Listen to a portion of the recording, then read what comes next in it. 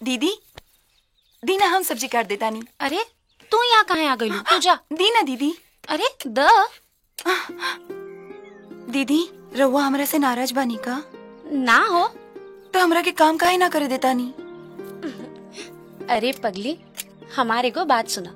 जाना तारू, ये जौन मर्द लोग होले ना, ये बियाह के बाद बस 2-4 महीना तक मेहरारून के आगे पीछे नाचेले। ओकरा बाद पूरा जिंदगी मेहरारून के मर्द के आगे पीछे नाचे के पड़ेला। बुझाइल? जाना तारू, जब हम बियाह करके घर में आयल रहनी तो लखन के भैया के ऊपर काम के इतना जिम्मेदारी रहे कि हमरा के कहीं घुमावे फिरावे खातिर उनका लगे टाइम ही ना रहे। लेकिन हम चाहतानी कि तोहरा के नया शादी के सब सुख मिले। यही से जल्दी जल्दी तू और देवर जी प्रोग्राम बनावा और जाके हनीमून मना के आवा लोग। हनीमून वनीमून सब शहरी चोचला है दीदी।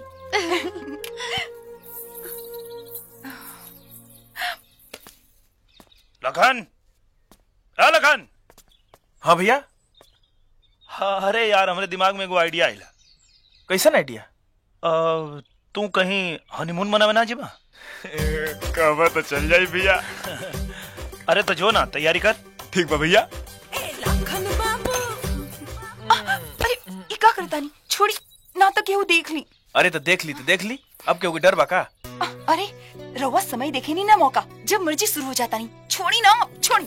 अरे वो सब छोड़ा, जाना तारू भैया आज हमरा के कहना हनीमून पे जाए के बा। हनीमून पर? हाँ। हनीमून पर के जाई? आई हो दादा, हनीमून पे हम जाइब, तू जाइबू और का गाँव वाला चाहिए? ना ना दीदी चाहिए तबे हम जाई। लेकिन तो दीदी कहिए कि भैया चाहिए तब जाई, तब का करबू? अरे ये तम चाहता नहीं। दीदी यही बहाने बाहर भी घूम ली हैं। जा कह भौजी से। रोवा कहीं ना जाई ना, रोवा जाई ना। भैया वो आरती कहता रही कि जब तू लो चलबा तबे चाहिए। अरे यार हमनी के कहाँ कबाब में हड्डी बने जाएगी। तो हार और बहू के घूमे फिरे के दिन बा, तू लोग जा। ना भैया, जब दीदी जाइए तबे हम जाइब। हाँ भैया चला ना। अरे यार हमके पंचायत के इतना काम बा। रउआ लगे हमेशा कामे रहेला, हमरा खातिर रउआ लगे कबो टाइम ना रहेला। अरे गुस्सियात काहे बाड़ू?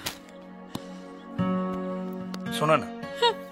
अच्छा ठीक बा, हमनियों की चल जाई। देखलू भौजी के भड़कते भैया मान गईले। अरे यार तो हम इनसे कबो जीतल बानी की जीतब, आज फिर हार गए नी। अब तो हंस दो ना भौजी। हंसबू की प्लान कैंसिल करी।